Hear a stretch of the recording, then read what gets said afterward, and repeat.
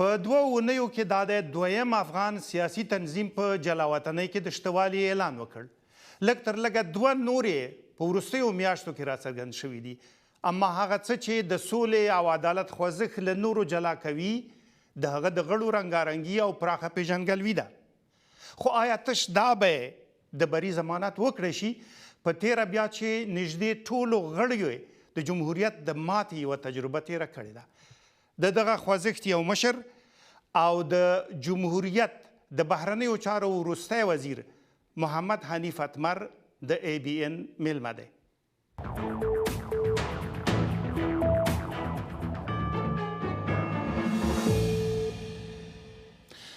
اتمر صاحب هرکلی درته وایم، خو ترڅنګ یې په همدا پیل کې غواړم یوه خبره روښانه شي او تاسې راته ووایاست چې د سیاست غږ هم بالاخره جګ که خو یو څه وخت یې ونیوه، ولې دومره ځنډ؟ بسم الله الرحمن الرحیم. مننه. ځنډ پکې رالی او 2 دلیل یې درلودل. یو یې دا چې د مهاجرت ژوند دی او محدودیتونه یې درلودل، او دویم دا چې د افغانستان د مشرانو، سیاسیونو او متخصصینو ترمنځ چې اجماع جوړیږي او هغه مخصوصا په اوسني حالت کې دا طبعا وخت غواړي. د دې پوښتنې یوه بله خوا بیا دا ده چې ولې سیاست چوپتیا ښه نه ده؟ په تیره بیا چې ویل کېږي ستاسې او ستاسې د ملګرو تیرې تجربې دومره بریالۍ نه وي. په دواړو برخو کې متاسفانه زه متفاوت نظر لرم. اول، سیاست د دې لپاره دی چې د ملت غږ راپورته کړي. هیواد په ستونزو کې دی او دا زموږ یو ملي مسؤلیت دی چې غږ یې پورته کړو، که په سیاست کېږي او که په مدني حرکتو کېږي، په هر ترتیب چې دی دا مسؤلیت باید ادا کړو. دویم، زموږ او زموږ د ملګرو د تجاربو په هکله ضرورت به دې ته یي شاید چې یوه ښه پوښتنه په افغانستان کې وسي، یوه ښه څېړنه وسي. 20 کاله خورا یو وخت وي چې موږ خدمتونه کړي دي په مختلفو برخو کې، په هیواد په هر ولایت، په هر ولسوالۍ او تقریبا په هر کلي کې. دا ضروري خبره ده چې د هغه خلکو څه پوښتنه وسي. یوازې دا قضاوت د رسنیو په انعکاساتو پورې مربوط نشي. په دې به لږې نورې پوښتنې هم لرو چې څه شوي دي، چا څه کړي دي. که په همدغه پوښتنه کې لږ نور هم پاتې شو، غواړم دا ووایم چې تاسې د ملګري تاسې ویل چې راټولول مو لږ څه وخت یې ونیو. د راټولولو لپاره معیار څه و؟ تاسې شهرت ته کتل که صداقت؟ موږ 3 خبرو ته کتل. شهرت او صداقت خو به هرومرو یو مهم معیار وي، اما تر ټولو مهمه خبره دا وه چې فکر څه دی. اوس یعنی اوله پوښتنه چې باید مطرح سوې وای دا دی چې د هیواد ستونزې کومې دي او څوک یې عامل دی، او دویمه پوښتنه دا ده چې اوس د حل لاره ورته څه ده. نو بیا درېیمې پوښتنې ته راتللو چې هغه دا وه چې ښه زموږ مسؤلیت څه دی، موږ څه کولی سو. د دې 3 پوښتنو ځواب خورا وخت یې ونیوی، اما پر دې بنسټ باندې هغه عزیزان چې هم متخصصین دي، هم سیاسیون په دې کې دي، هم خویندې دي، هم ورونه د افغانستان د ټولو ولایاتو څخه دي، زموږ د ټولو اقوامو څخه دي، نو دوی سره راټول سول، د اجماع ته ورسېدل، نو بالاخره پروګرام مو په لاره واچوئ. ما سریزه کې ویلي دي چې ستاسې دا تحریک له دوو پلوو نه له نورو نه توپیر لري. یو دا چې غړي مو رنګارنګ دي، یعنې له بېله قومونو، ژبو، سیمو او دینه دي، جنسیتي لحاظ باندې هم رنګارنګي یې ډېره ده. او دویمه مسله دا ده چې پیژندل شوي څیرې دي. خو ویل کېږي چې ځینې ملګري مو ښه سابقه نه لري، ځینې وایي چې پخوانی دوسیې لري، قومي مسایلو کې ښکیل او داسې نور. دا چې د ځینو په هکله به ملاحظات یا به دوسیې یا به خبرې، دا متاسفانه یو هیواد چې 45 کاله د جنګ څخه تېر سوی او اوس هم د ستونزو سره مخامخ وي، دا د تفاوت د نظرو به بیخي یو طبیعي مسله دا به مطرح کېږي. مګر موږ تاسې باید هرومرو هغه یو عمومي قاعدې ته غاړه کښېږدو چې هر سړی بې ګناه دی، مګر دا چې د قانون پر بنسټ د یو باصلاحیتې محکمې د خوا ګناهکار وګڼل شي. نو پر دې بنسټ مو عمل کړی او مخته تللي یو. هو په دې کې هم مشران شته، هم ځوانان، هم خویندې او هم ورونه. په خپله په تاسو یوه نیوکه دا ده چې موقف مو ډیر وخت ثابت نه دی پاتې شوی. مثلا د ډاکټر صاحب غني پلویان ځینې البته دا تور لګوي چې کله هغه حساس وخت د انتخاباتو راغی تاسو هغه یوازې پرېښودل لاړئ شمالي ټلوالې سره د ځینو قمندانانو سره ملګري شي. د شمالي ټلوالې ځینې قمندانان دا تور لګوي چې کله چې هغه حساس وخت بیا د انتخاباتو راغی تاسې ځینې کسان لکه محمد یونس قانوني، لکه محمد محقق او حتی محمد نور په میدان پرېښودل د هغوی ټولې محاسبې صفر کړلې. د دواړو اتهاماتو بنسټ ډیر ضعیف دی، په ټول احترام سره و دوی ته. اول زما چې د جناب ډاکټر صاحب اشرف غني سره تفاوت نظر راغلی په هغه وخت کې مې بیان کړی. ومې ویل چې د هیواد د رهبري دپاره ستونزې شته په حکومت کې او زه د یو مشاور په صفت ټوله کوښښونه مې وکړل چې دا ستونزې برطرفې شي. متاسفانه خپلو حدودو ته ورسېدلم چې تر هغه نور اضافه نه کېدی. نو بیا مو احترامانه ځینې رخصت واخیستی او استعفا مو وکړه او انتخاباتو دپاره تقریبا یو کال وروسته زه ودرېدلم. نو دا عاجل نو اټکل دا و چې تاسو هغه پرېښود چې په خپله کاندید شئ. نو دا اټکل صحیح نه وي په هغه وخت کې. که دا کار ما کړی وی خو په 2014 کې مې هم کولی سوی. په هغه وخت کې ما د ده څه ملاتړ وکړي. دویمه موضوع دا ده چې ولې زه د انتخاباتو څخه ووتلم. دوه دلیله یې درلودل. اول دلیل یې دا وی چې زموږ ټوله محاسبه دا سوله چې نه نظام آماده د انتخاباتو ته او نه دنیا انتخابات غواړي. د دوی ټول فکر دا وی چې موږ سوله غواړو. په دې خاطر یو لوی جنجال د امریکې او د اروپا ترمنځ را پیدا سوی. اروپایانو پر انتخابات ټینګار کوي، امریکایانو پر سولې پر پروسې ټینګار کوي. تاسې به یې دغه دورې د بحثونو ته چې مراجعه وکړئ د وضاحت معلومیږي. زموږ دپاره چې زموږ نوم هم د سولې او د اعتدال نوم وي، زموږ دپاره سوله مهمه وه او زموږ فیصله پر همدې باندې وسوه. په هماغه وخت کې مو اعلان وکړ چې په دې خاطر چې د سولې پروسه ګړندۍ سي او موږ ځینې حمایت وکړو، موږ په همدې خاطر د انتخابات د پروسې دا تور صحیح نه دی چې تاسې د یو پلان له مخې لاړئ، ځینې کسان مو په سیاسي ډګر کې ګوښه کړل او بیا مو یوازې پرېښودل بیرته لاړئ د ډاکټر صاحب غني له ټیم سره یو ځای شوئ. دا قطعا صحیح نه دی. اول هغه کسان چې زما سره راغلي وو ټول د همدې پروګرام لپاره راغلي وو او کله چې مو فیصله وکړه په ګډه مو فیصله وکړه. دا فیصله زما د قانوني صاحب، د استاد محقق، د کارګر صاحب، دا څلور کسه چې په هغه ټیکټ کې سره مخ ته تللو، د دوی او تقریبا څه د پاسه 100 کسه مشران د وطن چې زموږ سره په دا پروګرام کې وو، د دوی سره په ګډه دا تصمیم ونیول شو. په دې کې شک نشته چې اختلافات هم وو. ځینې اختلافات مو د جناب استاد عطا سره درلودل. په هغه اختلافاتو کې یوه عمده مسله دا وه چې زه به هیڅکله پر اساسي قانون پښه کښېنږدم. هیڅ داسې غوښتنه به ونه منم چې هغه د اساسي قانون سره په ټکر کې. په دې باره کې پوښتنې شته، خو که ډېر پاتې شو هغه اصلي موضوع به رانه پاتې شي. فقط د اساسي قانون په برخه کې ستاسې په د انتخاباتي ټیم په کړنلاره کې راغلي وو چې تاسې به دریم معاون راولئ او د صدر اعظم پوسټ به جوړوئ. نو دا خو اساسي قانون کې بدلانه ته لاره جوړولو. بله و، اما د قانون اساسی د لارې. قانون اساسی خو خبره دا و چې تعدیل پکې راتللی سي، اما د خپل قانون اساسی د لارو د طریقه. نو بنا موږ هغه شفافیت او وضاحت مو حالت راوستی چې موږ دغه شیان ضروري ګڼو د آینده نظام لپاره. اما هغه وخت یې کوو چې په اساسي قانون کې د مشروع لارې دا تغییرات راسي. اوس تاسې نوی حرکت پیل که، پخوا مو یو ګوند درلود تقریبا ورته نامه سره، هغې کې هم د عدالت ټکی راته، هلته تاسې مشر وئ، دلته هم غواړئ مشر شئ؟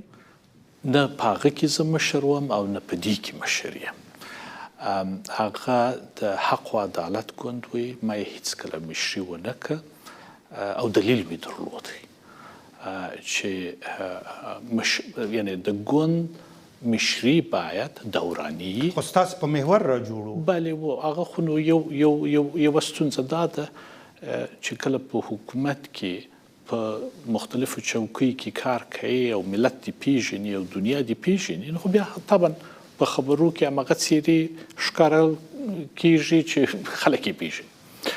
نو هغه خو دا خبره وه، اما ما همیشه په دې عقیده باندې وم او اوس هم یم چې د یو سیاسي جریان مشري دا باید میراثي نه وي، دا باید په یو خاص قوم پورې تعلق ونه لري، دا باید انتخابي او خلک باید حق د انتخاب کولو ولري او د انتخاب کېدلو.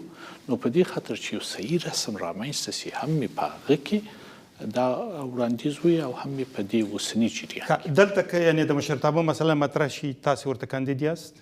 زه نه، زه اوس ورته په دې خاطر نه یم کاندید چې زه غواړم یو وار بیا دا مسله ثابته سي چې دا د یو شخص فکر نه دی، دا د یو هیواد فکر دی، د خلکو فکر دی.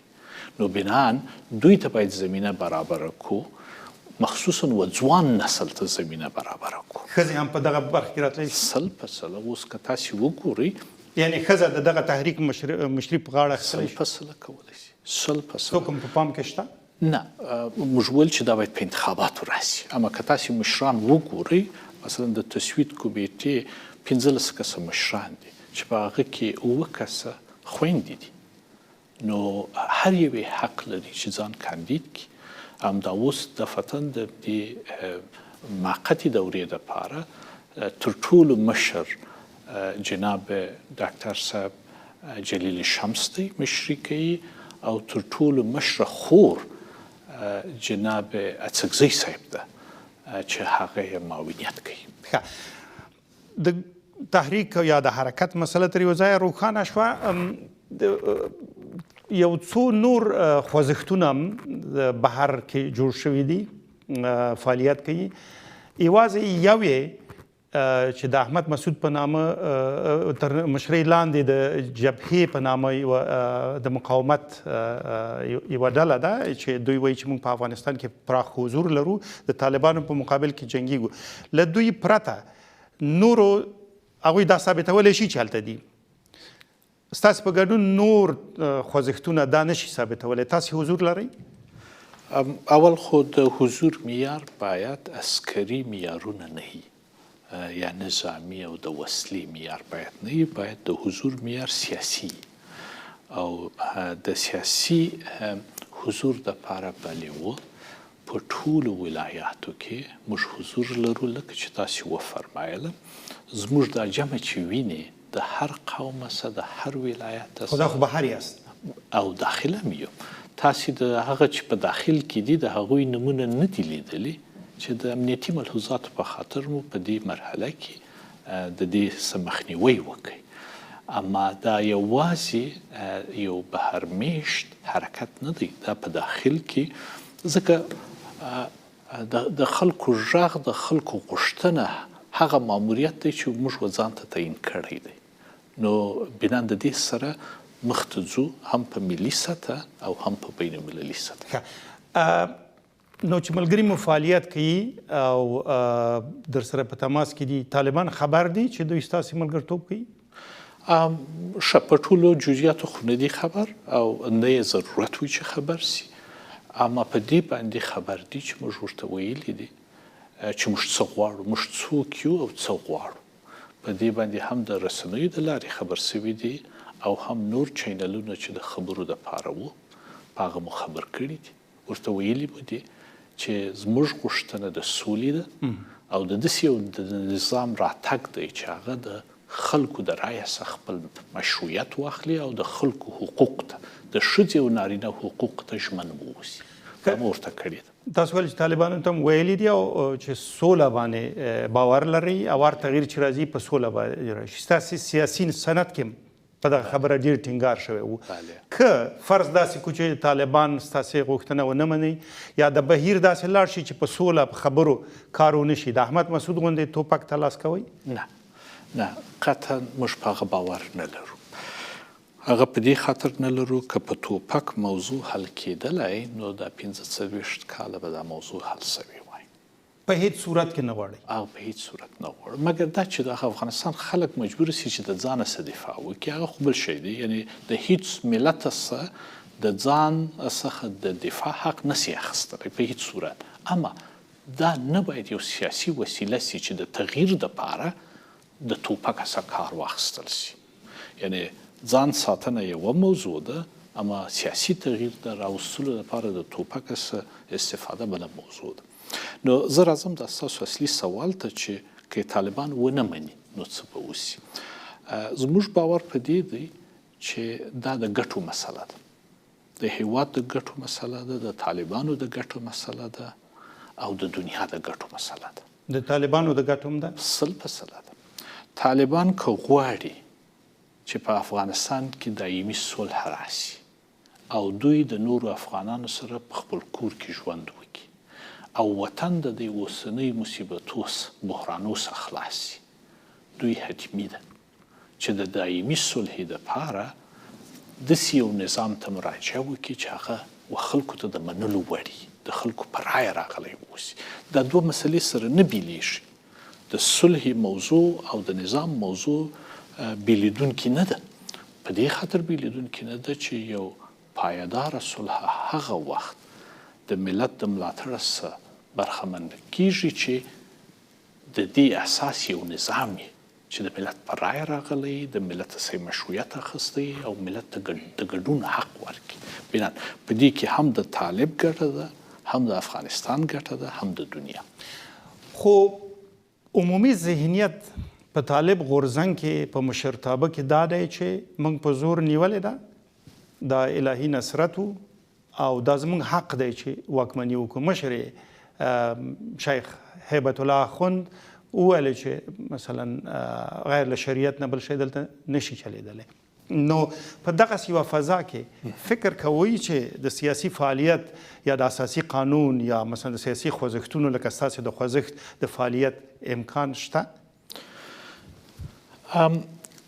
اول زموږ په ټولو افکارو کې چې تاسې وګورئ د ټول افکار مو د اسلامي ارزښتو پر بنسټ مطرح شوي دي. هیڅ کله به موږ د شریعت مخالفه ونه اوسو.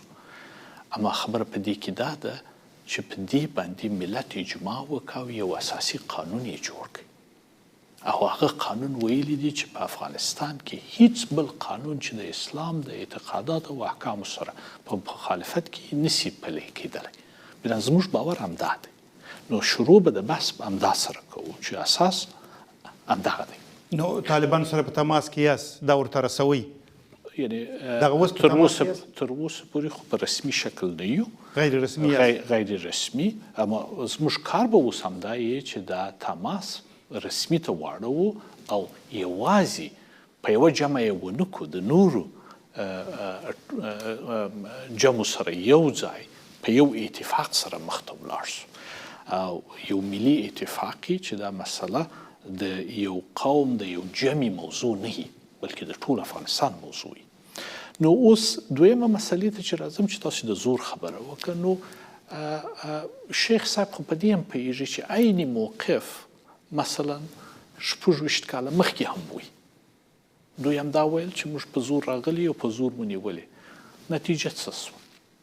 نتیجه در په دري هم و دوی ته هم افغانستان ته او هم په دا ټول منطقي ده. آیا بیا هماغه ناکامه او بدمرغه تجربه دوی غواړي تکرار کړي؟ تکرار یې خو همدا دی چې که چیرې د افغانستان د خلکو ګټې او د دنیا ګټې په یو توافق کې سره ونه ساتل سي، بدبختي افغانستان ته راتلونکې ده. اوس د طالبانو هم دینی او هم وطني مسؤلیت دی چې د نورو سره ودرېږي، غیږ خلاصه کړي او منطقي سیاسي حل لاره پیدا کړي. زموږ غږ په دا نورو باندې همدا دی چې توپک ته لاس مور وړئ، اول راځئ چې په سیاست دا خبره کوشش وکړو چې حل شي. نو په ګوندي مسایلو یو څه وغږېدلو، وروسته به نورو پوښتنو کې په یو ډول نه یو ډول رامطرح شي. دا ټولې هڅې لکه چې مې وویل په بهر کې په جلاوطنۍ کې تنظیمیږي. تاسو هم جلاوطنه یاست، نور ملګري مو مشران ملګري مو جلاوطنه دي، او دا جلاوطني له یوې مهمې مسلې سره رابطه لري، او هغه د جمهوریت سقوط دی. که جمهوریت له منځه نه وای تللی، تاسو به وطن کې وای. راځئ اوس دغه موضوع ته تیر شو. زړه ته مو لوېده چې نظام مو دومره ژر سقوط کوي؟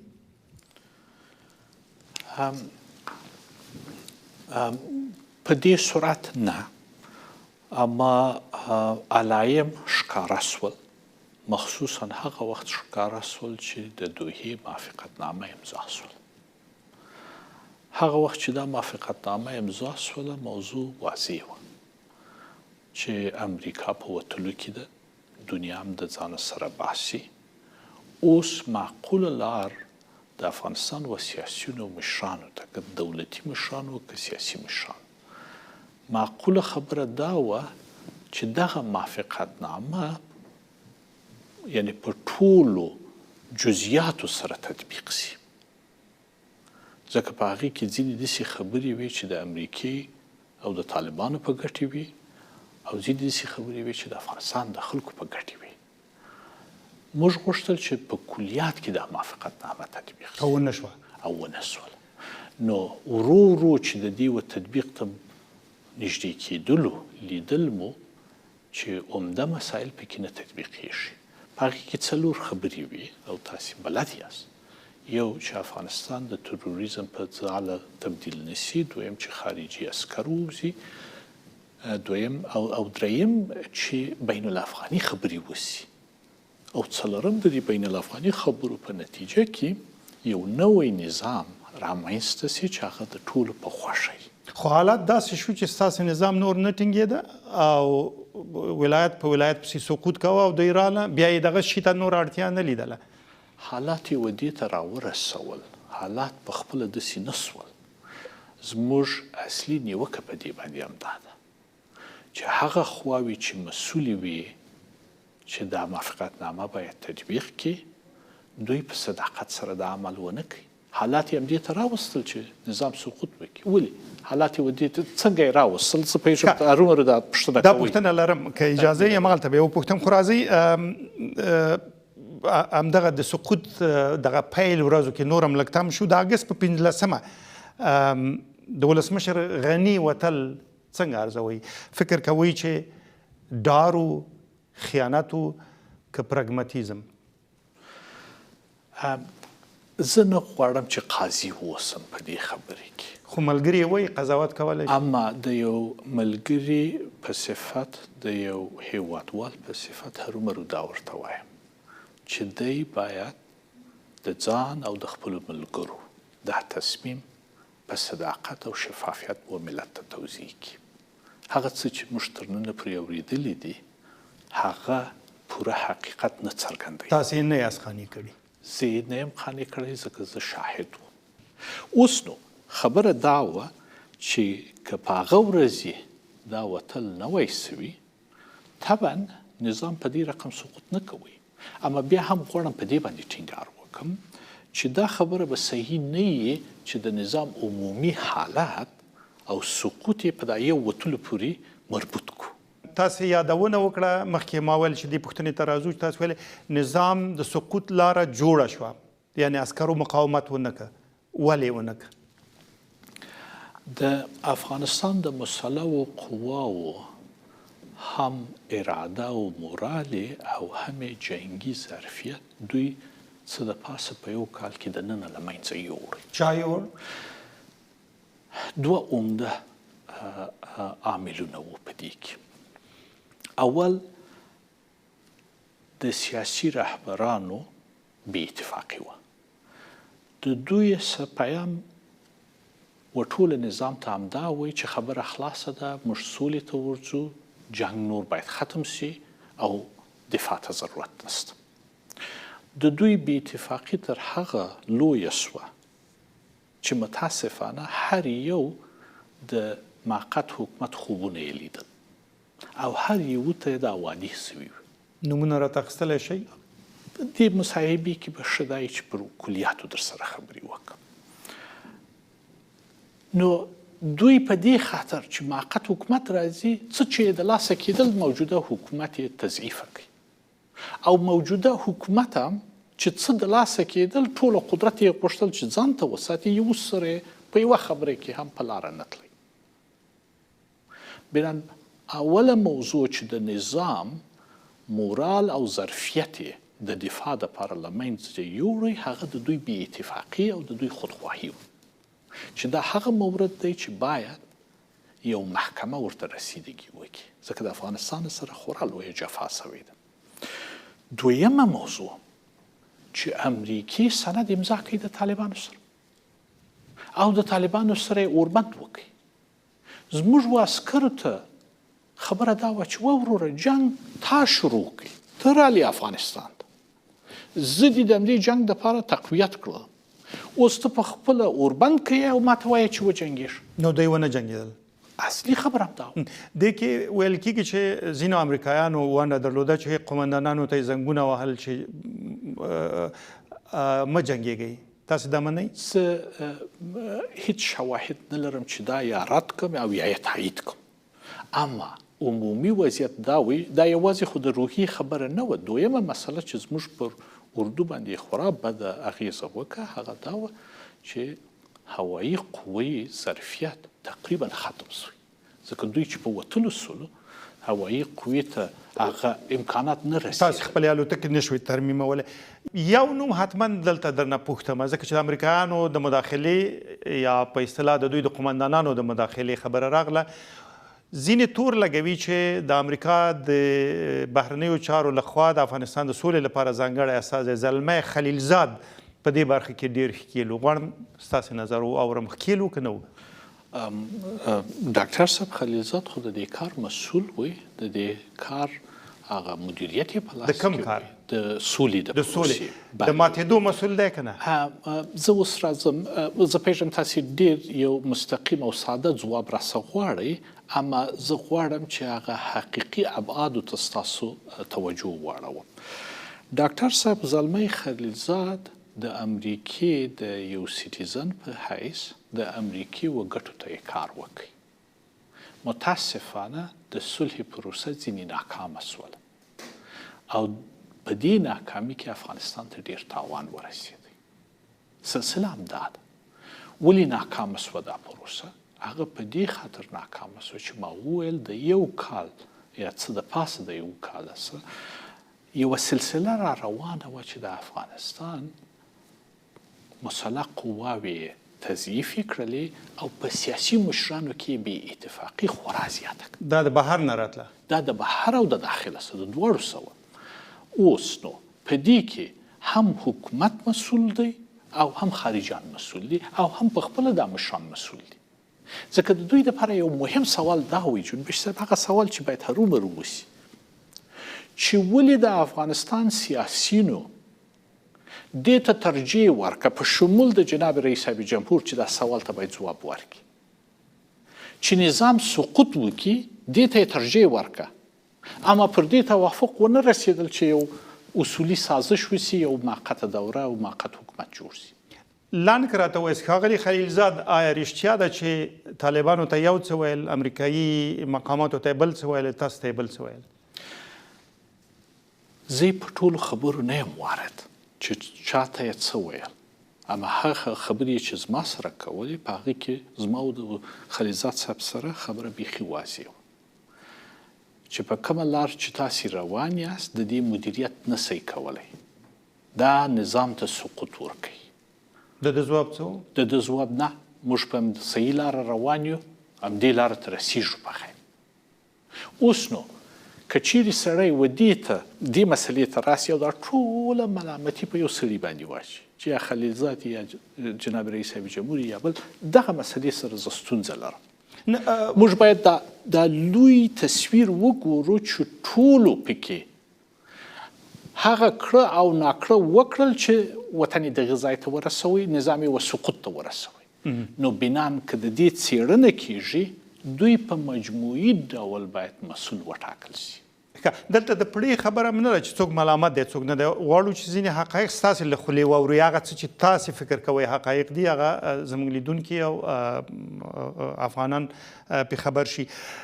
د 2021 کال له پیل نه نړۍ ورو ورو له افغانستان نه لرې کېده. له نړۍ سره د روابطو مسؤل د بهرنیو چارو د وزیر په توګه تاسې وایي. تاسو په دې اړه ملت ته ونه ویل، هېڅ کله مو دا خبره روښانه ونه کړه چې خطر را روان دی، هوښیار اوسئ؟ اول په اوله ورځ چې زه دې مسؤلیت ته رالم په همدې خاطر رالم چې زه وکولی سم د منطقي اجماع د سولې د حمایت لپاره رامنځته کړو او په اوله ورځ مې د دې خطراتو په هکله و ملت ته خپل توضیحات ورکړل. دویم ځل چې دا فرصت و ماته مساعد شوی پارلمان وي. په پارلمان کې مې دا خطراتو ټولو ته اشاره وکړه، خو دا ټوله په ریکارډ کې دي، ستاسو سره دي.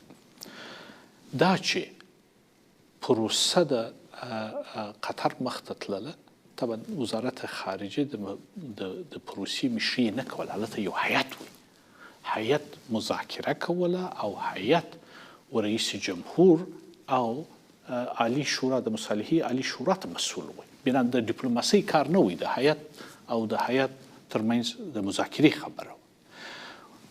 پروسه یوازې د سیاسي لارې څخه خرابه نه سوله، هلته چې په قطر کې خرابه سوي. پروسه اصلا په میدان کې خرابه سوه، یعنې دننه په هیواد کې خرابه سوه. دا هغه وخت وي چې لکه چې ما عرض وکړ چې قوتونو جنگ ودروي او په ښه دلیل یې ودروي، ځکه دوی نه پوهېدل چې نور څه باید وکړي. په دې باندې بیا هم غواړم ټینګار وکړم جنبش صاحب چې د افغانستان او د دنیا په تاریخ کې هغه قربانۍ چې د افغانستان مسلح قواو ورکړي دي بې نظیرې دي، د شجاعت او د قربانۍ. اما کله چې سیاسي مشري او بین المللي ملاتړ ځینې ولاړی، قوتونو د جنګ څخه لاس واخیستی. پوښتنې ډېرې دي، زه پوهېږم زما مخته کاغذونه هم ډېر دي، خو له بده مرغه وخت یاري نه کوي. اوس به لاړ شو د ABN د مخاطبانو ځینو پوښتنو ته. دوی راستولي دي، موږ ترې غوښتي وو چې که چېرې ښاغلی اتمر وګورئ څه به ترې وپوښتئ. مختلفې پوښتنې دي، ما یو څو د بیلګې په توګه ترې راغوره کړي دي. زما هیله دا ده چې که لنډ ځواب ورکوي نو هغه بلې برخې ته به اسان تېر شو. د جلالزۍ په نامه یوه مینهواله ده، په ټویټر یې پوښتنه کړې ده. البته دا وایي چې د طالبانو د صدر اعظم ملا محمد حسن اخوند یوه مشهوره خبره ده، هغې ته په اشاره باندې په کنایې وایي چې چی شی غواړئ؟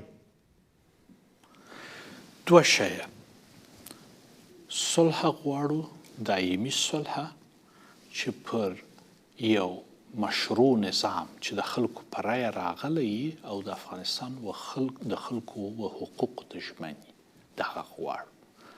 نه کوم حکومتي نیت لرو، نه کوم بل شي ته تمه لرو، دغه خپل ملی مسئولیت ګڼو او دا کار کوو. الیاس نواندیش میپرسند که بزرگترین سوال این است که چرا مردم میگفتند داعش نام دیگر شورای امنیت ملی افغانستان. ظاهرا اشاره ایشان به زمان کار شما به عنوان مشاور امنیت شورای امنیت ملی افغانستان بود و در او اتهاماتی بود که گویا شما به عنوان مشاور شورای امنیت داعش بسیج میکنین و به مناطق مخصوص علیه طالبان میفرستین. علیه طالبان یا برای مقاصد دیگری؟ از هر دیدگاهی که ببینین این یک اتهام بی بنیاد، بی اساس و شرم‌آور بود. صادقانه ببینین از اون روز تا به امروز اضافه از 6 سال گذشته که می تبلیغات دستگاه خارجی که در جنگ روانی در افغانستان شامل بودند برای انداخته بودند. در 6 سال یک ذره از شواهد و مدارک یا به رسانه ها یا به پارلمان یا به حکومت یا به جامعه بین المللی برای یک کسی داده شد یا نشد. وقتی که یک اتهام اینقدر قدرت داره، یک رشته اتهامات که 6 سال به زندگی ادامه بده بدون اسناد و شواهد و مدارک، ایره تمام میشه یک جنگ روانی میگن که علیه مردم افغانستان بود تا مردم افغانستان توجهش از دشمن اصلی به دور کنن. نصیر رشا لیکي چې په تیره 20 کلنه دوره کې ستاسې خپله مشخصه او لویه خطا څه ده؟ عتیق کلیوال هم ورته پوښتنه لري، وایي له هېواد څخه د باندې اوس د خپل ملت په وړاندې د ګناه او ملامتۍ احساس کوئ؟ ما دا موضوع په دې ترتیب مطرح کړې ده ګرانو ورونو چې د افغانستان سیاسي او دولتي مشران د جمهوریت په ناکامي کې او په سقوط کې په دواړو کې مسؤل دي او زه هم د دې جمع سوم. وخت د دې راغلی دی چې موږ ټوله نه یوازې د ملت څخه بخښنه وغواړو بلکې ځان آماده کړو د حساب ورکونې دپاره او په دې کې پوښتنې وسي د هر یو تر څو ملامت او سلامت لاندې د وچې څخه جلا سي. که تاسې بخښنه وغواړئ د څه لپاره به وي او بخښنه غواړئ که نه؟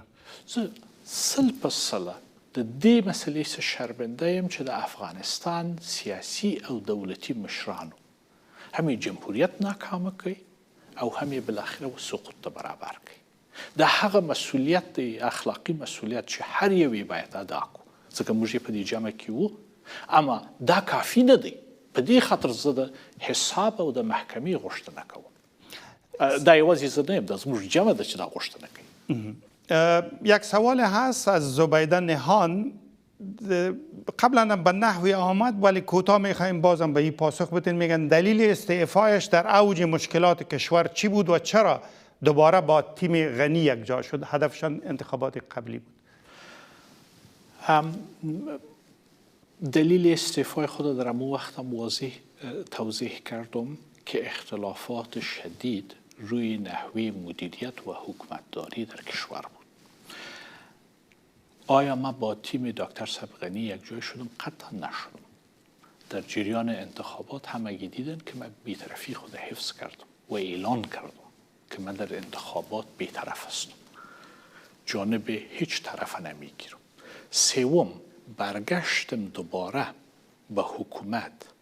کار کردن با یک تیم نبود، کار کردن به خاطر صلح بود که در او زمان از ما جمعاً آمدن درخواست کردن که به علت آشنایی با منطقه و جامعه بین المللی اگر مسئولیت وزارت خارجه را بپذیرم تا با اونا کار بکنم که اگر بتانیم حمایت بر صلح ایجاد بکنیم. اما متاسفانه برای از کار دیر شده بود. علیم خان حزیق پوښتنه کړې ده چې ولې نړیوال در باندې دومره بې باوره شول چې حکومت یې در څخه طالبانو ته وسپاره؟ ما د مخه عرض وکړ چې د جمهوریت د سیاسي او دولتي مشرانو خودخواهی، بې اتفاقی او فساد اصلي عامل وي چې هم خلکو مخ واړوي د دوی سره او هم دنیا مخ واړوي. اما دویمه مسلې ته هم باید اشاره وکړم. دنیا د خپلو ګټو دپاره کار کوي. دنیا د دې دپاره کار نه کوي چې څوک پرګران دی او څوک نه دی پرګران. بنا د دنیا ګټه په دې کې سوله، د ټولې دنیا نه ښیم، د امریکې ګټه په دې کې سوه چې خپل عسکر وباسي او ناتو ورسره موافقه هم نه وه په دې وخت کې. اما فیصله یې په همدې وسوه چې خپل عسکر باسي، موافقه یې امضا کړله د طالبانو سره. ډېر اوس نو هغه کار یو حالت را منځته کوي چې د دنیا نظامی، سیاسی او اقتصادي مرستې پر افغانستان کمی کړلې. بنا د دې عامل که د یوې خوا د مشرانو د افغانستان د مشرانو ناکامي وه، د بلې خوا د دنیا د خپلو ګټو دپاره هم یو اقدام وي. کوتاه اگر به آلف یوسفزی هم پاسخ بدین. میگه در زمان جمهوریت بزرگترین خیانت را چه کسی و چه زمان مرتکب شده است؟ دوست عزیز، من نمیخوایم در مقام یک قاضی امروز عمل کنم، ولی حتما من حیث یک شهروند کشور خود این استدلال مجددا تکرار میکنم و این مطالبه را دارم که تمام بزرگای سیاسی و دولتی افغانستان باید مورد بازپرس قرار بگیرند در سطح ملی و بین المللی و از کار کرد و از ناکامی‌های خود پاسخگو باشند.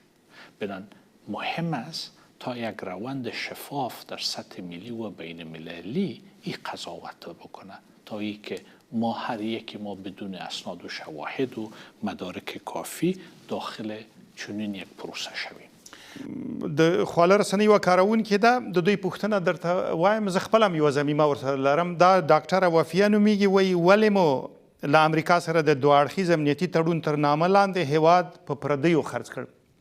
زما پوښتنه په همدې تړاو دا ده چې فکر کوئ له امریکا سره د دغه تړون لاسلیک چې تاسې لاسلیک کړ د جمهوریت لخوا یوه خطا وه، یوه تېروتنه وه؟ که دا تړون نه وای لاسلیک سوی، هغه حادثه چې یو کال مخکې واقع سوه 7 کاله مخکې به سوې وای. نو که دا دوی د همدې خبرې غوښتونکي وای نو د دوی مسله په تړون پورې مستقیما ارتباط نه درلودل. دویمه موضوع، د تړون امضا د یو شخص د خوا ونه سوه. د تړون فیصله په لوی جرګې کې وسوی او د افغانستان ټول مشران حاضر وو چې دا که یو دوه نه وو ټول نور حاضر وو.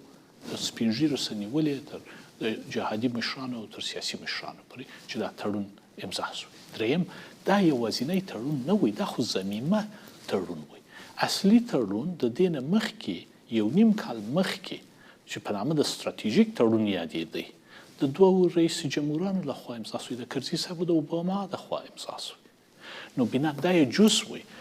فلهذا دا تړون د دې لپاره امضا سوی چې موږ خپل عسکري قواو ته مالی او نظامی امکانات برابر کو تر څو دوی وکولی شي د خپل وطن دفاع وکړي او د سولې لپاره زمینه مساعده کړي. کله چې همدغه امکانات زموږ پر قواو باندې ودرېدل، حادثه همدا سوه چې نظام سقوط وکړي. نو بنا د نظام سقوط موجودیت مستقیما د خارجي بین المللي کومکو سره تړون درلود. او وروستۍ پوښتنه د مخاطبانو راخلم، بیا به مرکه پای ته ورسوو په یو دوو نورو پوښتنو باندې. افغان زلمی وایي د افغانستان د ولسمشرۍ هیله لرئ، او دویمه برخه دا ده چې د ولسمشر غني ارمان درځي؟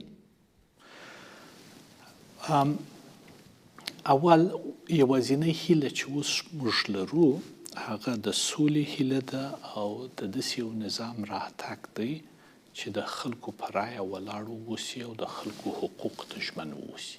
که په دې نظام کې زه یو عادي وګړی د ملک واوسم یا په یو ځای کې خدمت ولرم، ما ته پروا نه کوي.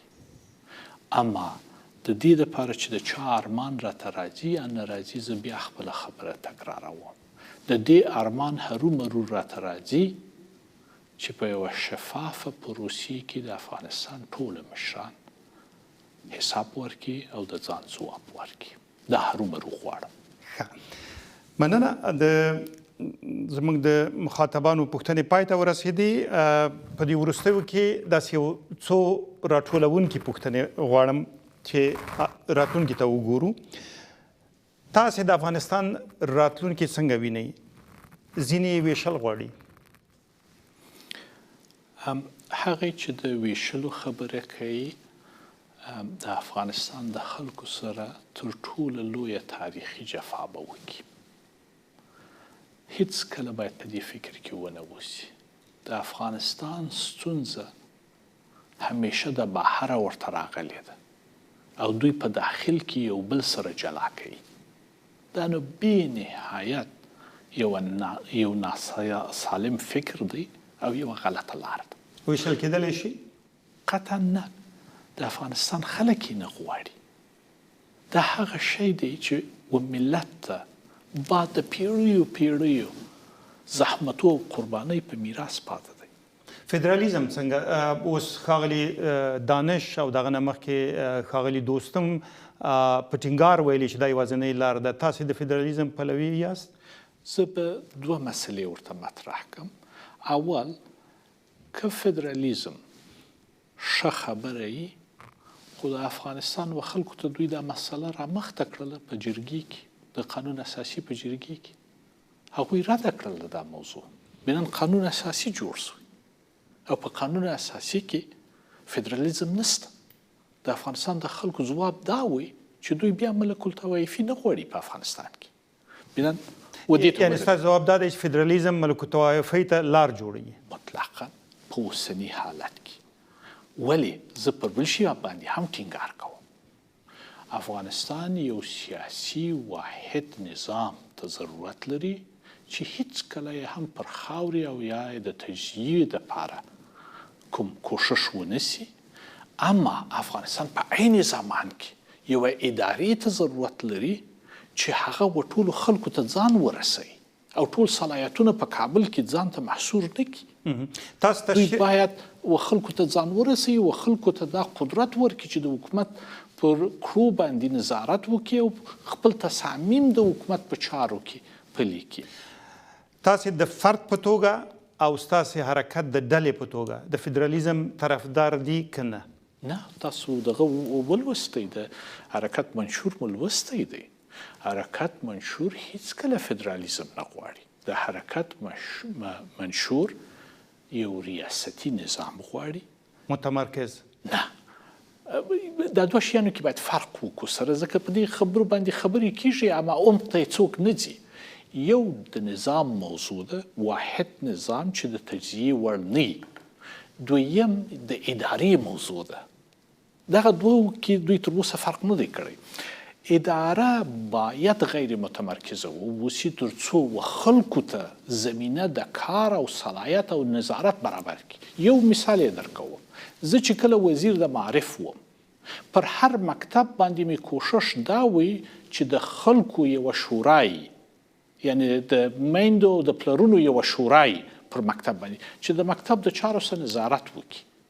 بنان دې ته یو غیر متمرکزه اداره وایو. آیا دا د افغانستان په ګټه ده که په تاوان ده؟ دا د افغانستان په ګټه ده. بنان د دې او د نظام د ساختار باید هغه تفاوت سره وګورو. نظام باید واحدي په افغانستان کې. د افغانستان خاوره هیڅ کله څوک باید حتی فکر هم د تجزیې ونه کړي. د افغانستان خلکو دغه ملت جوړ کړی، دغه هیواد جوړ کړی، دا تصمیم د افغانستان د خلکو دی. دا په یو څو سیاستمدارو باندې نه کېږي چې دوی ولاړ سي هلته کښېني چې زه دا شی ورته غواړم، زه دا شی غواړم. و که سیاستمداران، دا طبعا د سیاستمدارانو حق دی چې ووایي زما څه نظر دی. نظر باید په اصولي توګه د افغانستان د خلکو و مخ ته کښېږدئ چې هغوی پر تصمیم پر ونیسي. په همدې خاطر موږ وایو چې طالبان اوس باید دې خبرې ته غوږ ونیسي چې د افغانستان د خلکو په خوښه نظام راوړي. دوی باید ونه بیریږي. کله کله جنبش صاحب دا خبره موږ اورو چې دا پخواني خلک وو او ملت یې نه مني. ډېر اعلی چې ملت یې نه مني، خو نو ته باید د انتخاباتو څخه ونه بیریږي. انتخابات وکړه، خو پخواني خلک ملت نه مني، تا به ومني یا بل څوک به ومني. بیا که د انتخابات وکړل، مشروعیت پیدا کوي او مشروعیت ملي او بین المللي مشروعیت کومک در سره کوي چې وطن د دې ستونزو څخه وباسي. که په دې دریو انتخابونو کې یو غوره کوي، کم یو به ستاسې انتخاب وي چې کار ورسره وکوي؟ طالبان، شمالي ټلواله، ډاکټر غني؟ اول زه به دا سوال کې اجازه راته راکړئ په دې رقم اصلاح کړم چې دغه رقم تقسیمات وسول چې افغانستان دغه حالت ته ورسېدی. ځکه موږ افغانانو ځانونه مو سره وویشل چې ته طالب یې، ته شمالي ټلواله یې، ته د جمهوریت کس یې او دا یې. اوس وخت د دې را رسېدلی چې دا ټوله سره یو ځای کړو. ورته ووایي چې په دا دوه شیانو باندې ټوله توافق سره لرو. یو، موږ ټول افغانان یو، په خپل ملک کې صلح غواړو. دویم، د سولې لپاره ضروري خبره همدا ده چې باید یو نظامي چې د خلکو په رایه راغلی ووسي او د خلکو حقوقو ته ښځه او نارینه حقوقو ته ژمن ووسي. دغسې نظام منئ ټولو اجماع باید پر دې خبره راټوله کړو، د ټولو سره باید کار وکړو، د دریو سره باید کار وکړو او تا څلورم او پنځم هم کوي، دوی سره تقسیم نه کړو بلکې دوی سره راټول کړو د دې نظام د جوړولو دپاره او د سولې په دې کې که د بشري حقونو ناقضان، د ځمکو غاصبان، جنګ سالاران او دوی کېدلی شي. سیاسي همکاري د سولې دپاره او د یو نظام دپاره چې ما تعریف کوي دا یوه مشروع خبره ده، اما هر یو په محکمې کې باید د ځان حساب ورکوي، د هغه غوښتنه خو ما په شروع کې وکړه، که غاصب دی او که حقوق بشر یې د پښو لاندې کړي دي دوی باید خپل ځواب ورکړي. موږ د 2022 کال وروستیو ته ورنږدې کیږو. فکر کوئ یو کال وروسته همدغه شپې ورځې افغانستان به چیرې وي، تاسې به چیرې یاست او طالبان به چیرې وي؟ زه وړاندوینه نسم کولی په دې وخت کې، مخصوصا په دا مشخصاتو چې تاسو پوښتنه راسه وکړله، اما په څو شیانو باندې باور لرم چې افغانستان د دوو سناریوګانو سره مخامخ دی، د دوو حالاتو سره. یو متاسفانه خدای دې دا نه راوړي دا حالت د بدمرغۍ سره، د جنګ د ویرانۍ سره او مصیبت سناریو ده حالت دی، او بلې د سولې او آرامۍ او د وطن د آبادۍ سناریو ده. زموږ د جمعي هوډ، تصمیم او هغه امید یې دا دی چې د دویمې سناریو دپاره کار کوو چې دا دویمه سناریو راسي، دا دویم حالت راسي. اوس نو د طالبانو یا د بل هر سیاسي ځواک مسؤلیت دا دی چې دوی هیواد اولي سناریو ته یونسي، هیواد دویمې سناریو ته یوسي، دا دویم حالت ته یې ورسوي. دا په یو کال کې دننه دا کار امکان لري چې موږ د افغانستان دپاره دایمي صلح او د افغانستان دپاره د ټول ملت د منلو وړ یو نظام راوړو او هغه د خبرو د لارې راوړو. زه بیا غواړم پر هغو سیاسي ځواکونو باندې غږ وکړم چې د جنګ خبرې کوي چې ورونو د جنګ خبرې مه کوئ، د سولې خبرې وکړئ د مذاکراتو د لارې، په دې چې طالبان ژمن دي چې بین الافغاني خبرې باید وکړي د دوحې د موافقتنامې پر بنسټ باندې. هم امریکا ژمنه ده او هم طالبان ژمن دي، دوی باید هغه بین الافغاني خبرې وکړي. دا یو اخلاقي غوښتنه نه ده د دوی څخه، دوی هغه موضوع ده چې دوی ورته الزاماً مسؤل دي چې دا کار وکړي. که دا پوښتنه خو کېدی شي چې آیا دوی به دا الزام په ځان باندې ومني، دې ته به تعهد وکړي، په دې باندې یو څه وغږېدو. لاند که راته ووایاست کال دا وخت به طالبان په قدرت کې وي که بل څوک به وي؟ تاسې یوه ډېره پیچلې موضوع غواړئ، په ډېر نامخداشه مهارت سره یو ساده ځواب ورته پیدا کړو. زه به طالبانو ته دا غږ وکړم که طالبانو د دوحې موافقتنامه مو په صداقت سره ترسره کړله، بین الافغاني خبرې مو وکړې، توافق مو وکړئ او یو وطن ته د منلو وړ یو نظام مو راوستی، افغانستان به هم آباد وي، تاسې به هم آباد یاست او ستاسې مخالفین به هم آباد وي. که مو دا ونه کوي، موافقتنامه مو عملي نه کړله، هم به ځان په یو بدبختۍ کې واچوئ او هم به هیواد واچوئ.